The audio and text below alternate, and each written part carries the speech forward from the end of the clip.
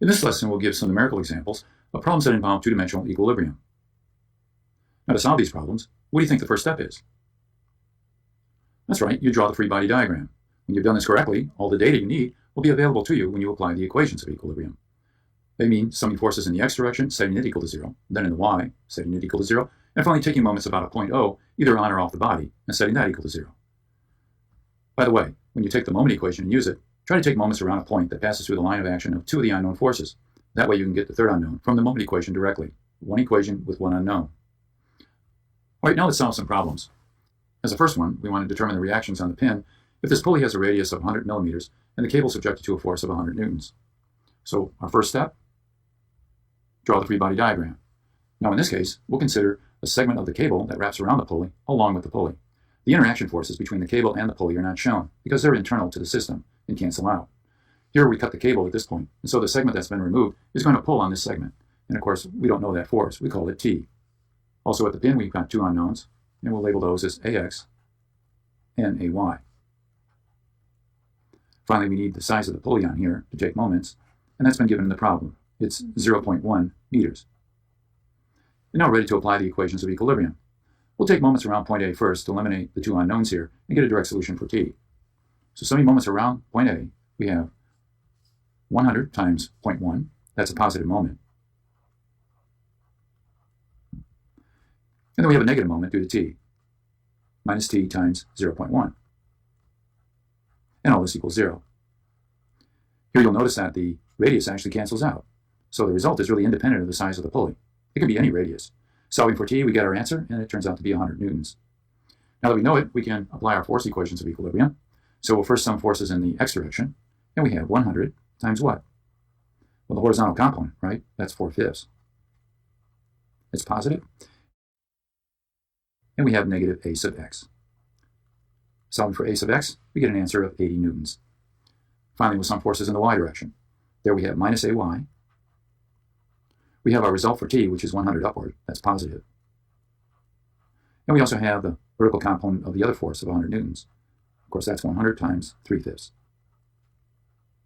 And this is all equal to 0. If I solve for ay in this equation, I get an answer of 160 newtons. Right on a second problem, we want to find the reaction. Right on a second problem, we want to find the reactions on this beam. And so, of course, the first step is to draw the free body. And so, of course, the first right on a second the reactions on this beam. And so, of course, the first step is to draw the free body diagram.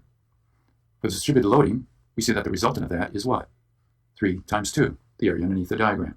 And that turns out to be 6 kilonewtons. Now the distance that this acts from A is 4.5 meters. And that's because in the center of the rectangle, this is 1.5 meters over, and another 3 gives us our 4.5. At A, we have two unknowns. We have an AX and an AY. Now at the cord, it's pulling on the beam, isn't it? It never pushes on it. And so therefore, we have to put a force. We'll call it T sub B. And we know the angle of the force, actually defined by the slope triangle here. This is a 4, 3, 5. Now we're ready to apply our equations of equilibrium because we have a complete free body diagram. What would you do first? Well, I take moments at point A to eliminate AX and AY and get a direct solution for T sub B. And that's what we'll do. Taking moments at A, we have minus 6 times the moment arm, 4.5. Then we have positive T sub B times 3/5, right? Because the vertical component is the only component that creates the moment around point A. The moment arm here, of course, is equal to 6 meters. So put that in here, and all this equals 0. If I solve for T sub B, I get an answer of 7.5 kilonewtons. Now let's sum forces in the x direction to get AX. We have AX plus T sub B, which we calculated to be 7.5, and we need the horizontal component of it, and that, of course, is 4/5. And all of this equals 0. If I solve for AX, I get an answer of minus 6 kilonewtons. What does a negative sign mean? It means this arrow goes the other way, doesn't it? So we could either erase the arrow and put it correctly on the free body diagram, or just understand that it does go to the left. Finally, with some forces in the y direction, when we do that, we have AY goes upward, minus our 6, and we also have plus 7.5 times 3/5. And with this equal to 0, we're able to get AY. It comes out to be 1.5 kilonewtons. It's positive, so it indeed goes upward, like you see. All right, now consider this problem. We want to determine the support reaction at the rocker here at A, and also the components of reaction at the pin B. Of course, the first step is to draw a free body diagram. Here we have the active force of 15 kilonewtons acting on the member, along with some of the dimensions. Now, of course, at the rocker, we only have one reaction. It goes like this, because this force will prevent motion in the direction of the rocker. I'm going to refer to it as N sub A. At B, of course, we have a pin, and so there are two unknowns, Bx and a By. Now I'll be applying the equations of moment equilibrium around point B, and so I want to take my force N sub A and break it into components and use the principle of moments. We'll need the angle right in here. And that angle, of course, is going to be 45 degrees. You can see that because when this member becomes horizontal and closes this angle, the force will go into the vertical position and close this angle. Anyway, taking moments around point B, we have the following. 15 times 3. And then we have minus the moment of this component, which of course is at A, sine of 45 degrees. And the moment arm here, of course, is the distance from here all the way up to here. And that, of course, is 3 sine of 45 degrees.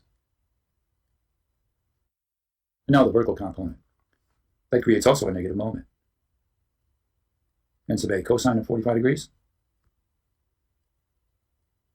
And now the moment arm for it. The distance from here all the way over to here.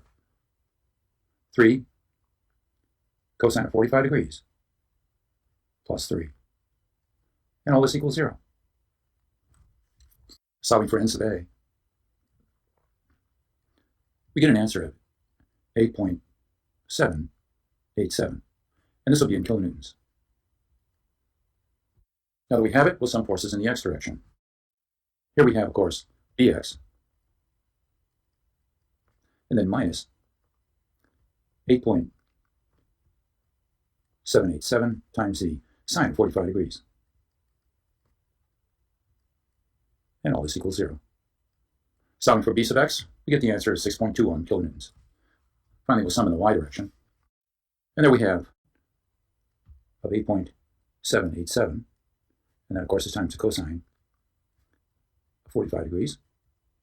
We have minus 15, and we have plus By. And all this equals 0. Solving for By, we get 8.79 kilonewtons.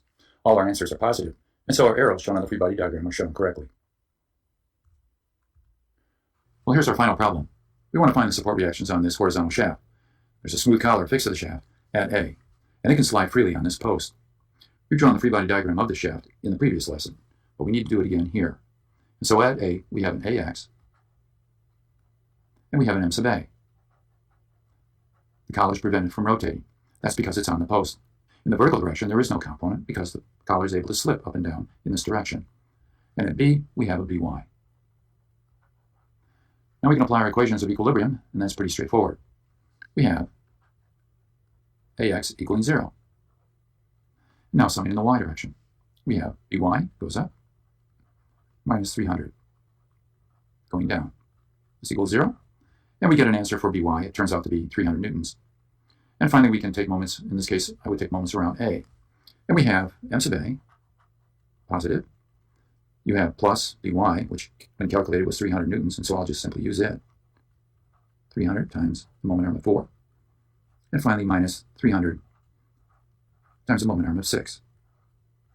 And all this equals 0. And when you solve it, you get M sub A. And it turns out to be 600 Newton meters. And it brings us to the end of the lesson. And it turns out to be 600 Newton meters. And it brings us to the end of the lesson.